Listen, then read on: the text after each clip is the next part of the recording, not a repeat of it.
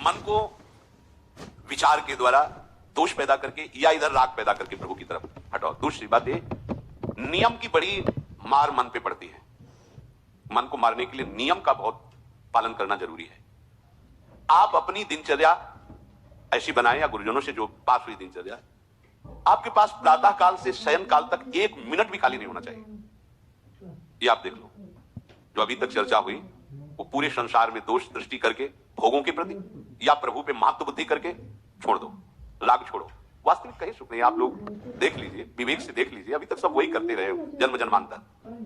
अब हमको मन की ये जो बलवान वृत्ति है, प्रमथन स्वभाव वाली वृत्ति है, इस पर हम कुछ करना है। कैसे करना है? प्रातः काल जगने से लेकर शयन तक 1 मिनट भी आपका खाली नहीं होना चाहिए, आपकी दिनचर्या में होना चाहिए।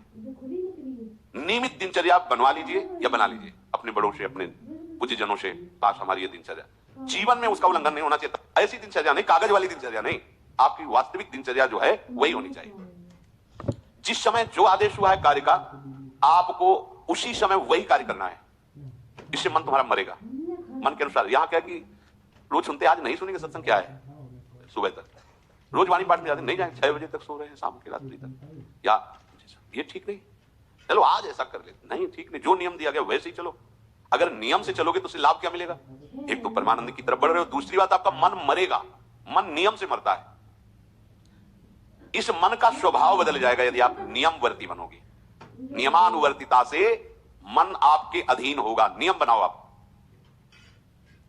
नियम अगर आपने नहीं बनाया तो परमार्थ की चढ़ाई पर नहीं चढ़ सकते हो।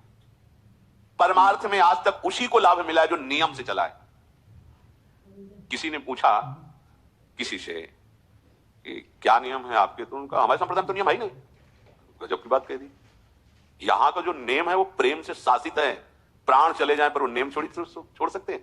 देखो ना, मन क्रम वचन त्रिशुद्ध सकल मत, नियम नहीं है। जो कह रहे हैं उसी के अनुसार जीवन चलाना है। प्रियालाल के सुख का नियम, प्रियालाल के नाम जप का नियम। प्रियाल हमारे कोई नियम ही नहीं, खाओ पियो पड़े रहो केवल से। आप समझो, समझ के बोलो, ऐसे किसी को मत बोलो। परमार्थ में आज तक जिसको भी लाभ मिला है नियम से चलने वाले को प्राप्त हुआ है। इष्ट आराधना में जो जो आपको नियम मिले हैं उनमें शिथिलता नहीं होनी चाहिए, और बहुत काल तक एक नियम में चलने वाले को सिद्धि प्राप्त हो जाती है। जिस स्थान पर, जिस आसन पर, जिस समय पर जो मंत्र जितना, वो नियम होना चाहिए। ऐसा नहीं कि आज 20 माला जप लिया तो कल 10 माला जप कर लिया तो 2 दिन जपा ही नहीं फिर आगे, ऐसे नहीं होता। एक नियमानुवर्तिता। 5 मिनट का भी अंतर आपके नियम में जब नहीं पड़ने लगेगा, नियमित नियत समय, ये संतों में देखा गया है। 6 बजे उठना, 6 बजे शयन, 6 बजे उनकी जो दिनचर्या, एक दिन अगर देख लो तो दूसरे दिन तुम कह सकते हो इस समय ये साधन कर रहे होंगे, क्योंकि उनका नियम है, वो वैसे मिलेंगे। बड़े बड़े महापुरुषों में देखा गया है। ये 2 बजे के जगने का समय तो मतलब जैसे लगभग विषयी पुरुष होते हैं, ऐसे लगभग जो भगवत प्राप्ति की लगन वाले साधु 2 बजे जग जाते हैं सब। ये नहीं कोई आश्चर्य की बात नहीं है, हमने देखा है। गंगा के किनारे जैसे 2 बजे शुरू हो जाता है, कुआं से जल अर्चना और सब दिनचर्या, गंगा नहाने के लिए फिर जाना, बाद में यहीं से स्नान करके फिर बाद में गंगा स्नान करने जाना।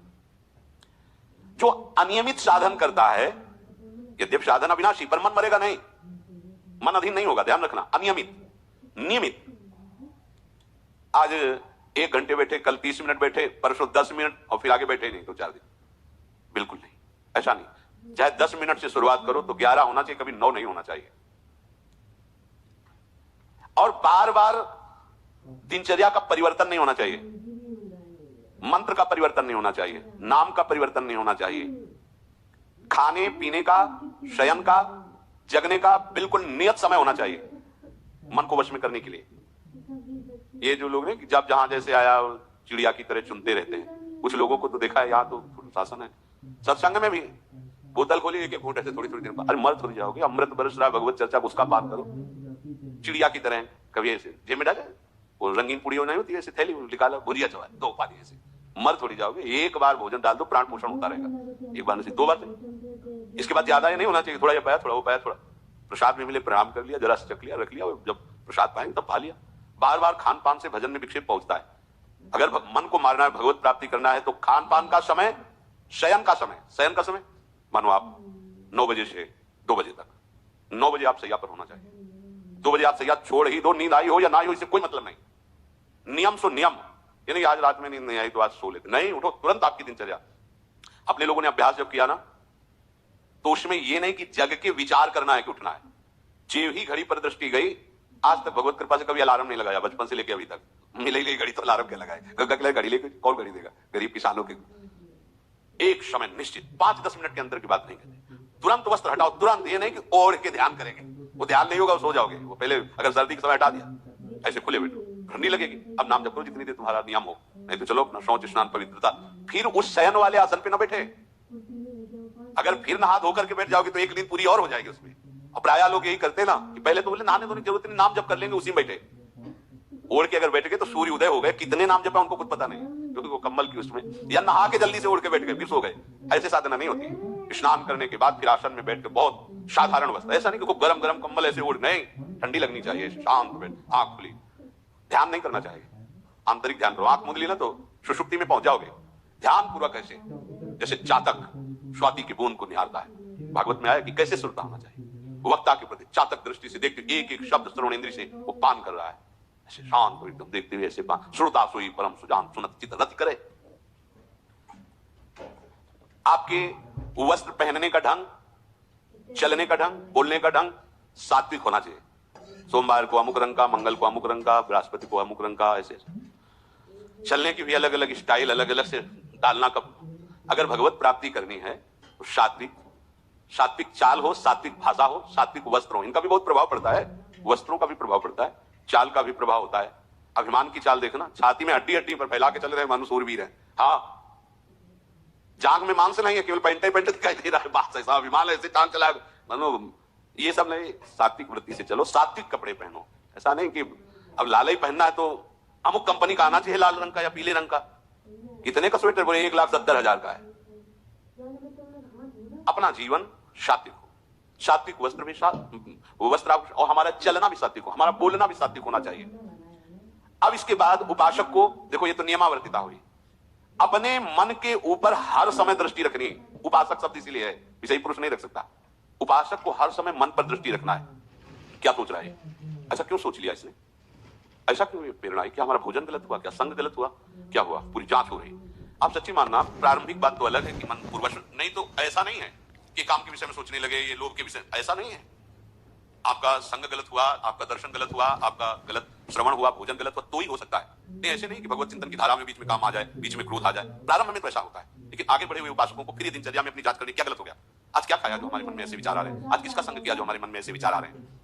यद्यपि बड़ा कठिन है मन की जांच करना, क्योंकि हम मन ही बने हुए हैं, तो जांच क्या करेंगे। जांच तो वो कर सकता है थोड़ा मन से अलग हटा ना, दृष्टा भाव देख रहा है मन को, हम तो मन ही बने हुए हैं, जो चाहता है वो हम चाहते हैं। देखो ना, बहुत बातचीत से समझ में आता है, आज हमारी ये खाने की इच्छा है, आज वहां जाने की इच्छा है, तुम्हारी थोड़ी मन की है। थोड़ा अलग हट करके देखो, फिर उसमें निर्णय करो, सही है गलत।